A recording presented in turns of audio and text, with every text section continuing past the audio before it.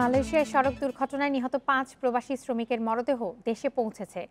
শুক্রবার রাত ১টার দিকে মালয়েশিয়ান এয়ারলাইন্সের একটি বিমানে মরদেহ ঢাকা পৌঁছায়। পরে মরদেহগুলো স্বজনদের কাছে হস্তান্তর করা হয়। স্বজনেরা রাতেই মরদেহ নিয়ে গ্রামের বাড়ির উদ্দেশ্যে রওনা দেন। স্বজনেরা জানান, ধার দেনা করে তারা শ্রমিক ভিসায় মালয়েশিয়ায় যান ভাগ্য বদলের জন্য। কিন্তু অল্প সময়ের মধ্যে তাদের ভাগ্য বিপর্যয় ঘটে। গত ৮ এপ্রিল মালয়েশিয়ার রাজধানী কুয়ালালামপুরে একটি বাস খাদে পড়ে ৫ বাংলাদেশি সহ ১১ শ্রমিক নিহত হন। এতে আরও বেশ কিছু শ্রমিক আহত হন। এসব শ্রমিক একটি কার্গো প্রতিষ্ঠানে কাজ করতেন।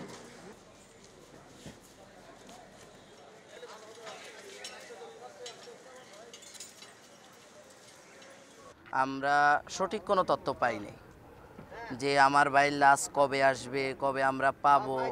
এটা শুধু আমি না, বাকি যে 4টা ডেড বডি আছে প্রত্যেকের ফ্যামিলি একইভাবে হয়রানি। আমাদের অনেক টাকা খরচ হয়েছে এবং বাদ্যানও এখনও পরিশোধ করতে পারে নাই। সরকার যদি আমাদেরকে একটু হেল্প করে তাহলে আমাদের ভীষণ উপকার হবে।